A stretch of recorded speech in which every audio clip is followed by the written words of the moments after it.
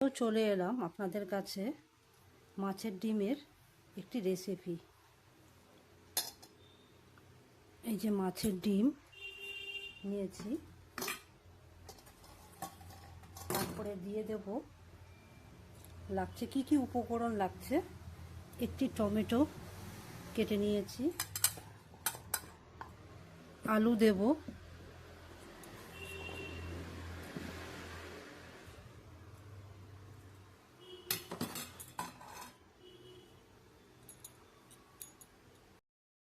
পেঁয়াজ, কাঁচা লঙ্কা, 2 টুকরো আদা, তারপরে একটি গোটা রসুন আমি ছুলে রেখেছি, একটি গোটা রসুন। মাছের ডিমের রেসিপি দেখতে থাকুন আমি কিভাবে তৈরি করছি। কড়াই বসিয়ে আমি একটু গরম জল করে নিয়েছি। এখন গরম জলের মধ্যে আমি দিয়ে দেব 1/2 চামচ হলুদ গুঁড়ো, তারপরে দিয়ে দেব লবণ। যেহেতু এটাকে আমি একটু ভাপিয়ে নেব, যে মাছের ডিমগুলোকে এই গরম জলের মধ্যে আমি দিয়ে নিলাম।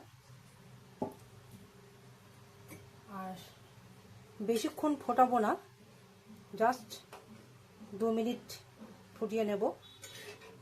এই গরম জলে একটু ভাপিয়ে নিলে পরে কি হবে, মাছের ডিমের তো একটা আঁশটা গন্ধ থাকে, সেই আঁশটা গন্ধটা থাকবে না।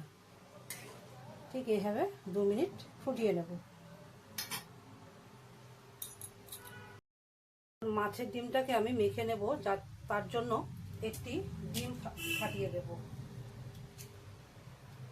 তারপরে দিব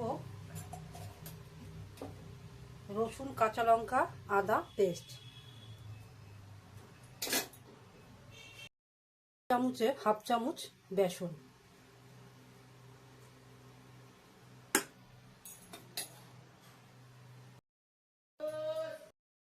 দিয়ে দেব হলুদ গুঁড়ো,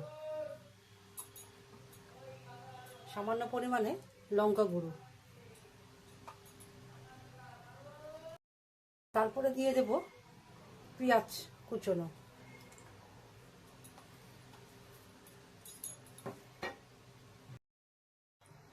কাঁচা লঙ্কা কুচো। সব উপকরণ আমার দেওয়া হয়ে গেছে।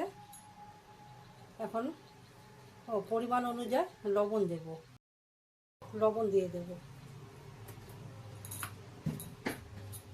তারপরে এটাকে মাছের ডিমটাকে ভালো করে মেখে নেব।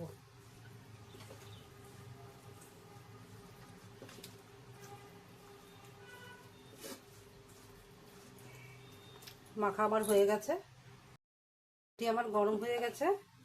এখন আমি একে একে ডিমের বড়াগুলোকে দিয়ে দেব। এরকম বড় বড় করে ভেজে নেব, তারপর আমি কেটে নেব।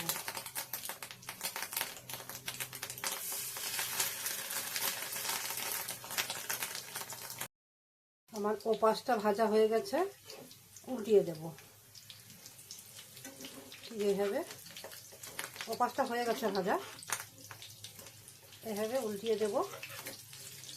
তারপরে এগুলোকে ছোট ছোট করে কেটে নেব। সবগুলো আমি উল্টিয়ে দিয়েছি, ওপাশটা হতে থাক।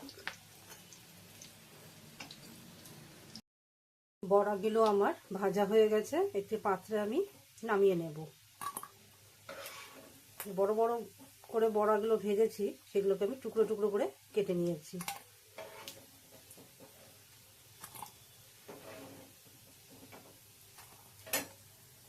এই যে ভাজা হয়ে গেছে বড়াগুলো। দিয়ে দেব গোটা জিরে, 2 টুকরো দারচিনি, তেজপাতা, কাঁচা লঙ্কা, পেঁয়াজ কুচনো। তারপরে ভালো করে নাড়িয়ে চাড়িয়ে নেব। তারপরে দিয়ে দেবো আলু, আলুটাকে ভালো করে ভেজে নেব।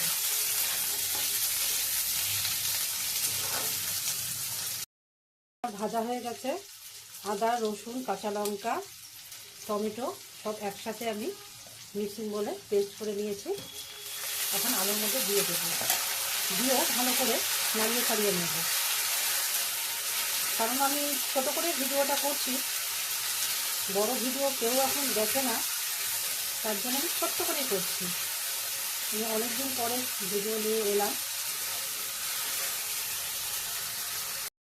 গুঁড়ো মশলা অ্যাড করব, তার জন্য নিয়েছি হলুদ গুঁড়ো, জিরে গুঁড়ো, লঙ্কা গুঁড়ো, স্বাদ অনুযায়ী লবণ।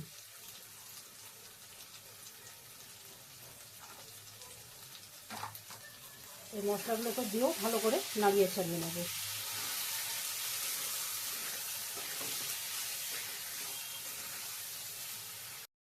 ডিমের বড়াগুলোকেও আলুর সাথে একটু ভালো করে কষিয়ে নেব। তাতে কী হবে, সব মশলাগুলো বড়ার ভিতরে ঢুকে যাবে, খেতেও ভালো লাগবে। আমার মশলাটা কষানো হয়ে গেছে, এখন দিয়ে দেব গরম জল। গরম জলটাকে দিয়ে ভালো করে ফুটিয়ে নেব।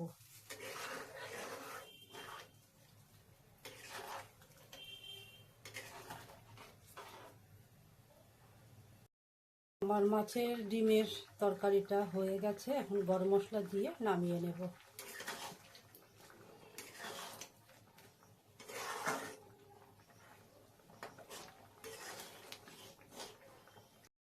হয়ে গেছে, আমি পাত্রে নামিয়ে নিয়েছি।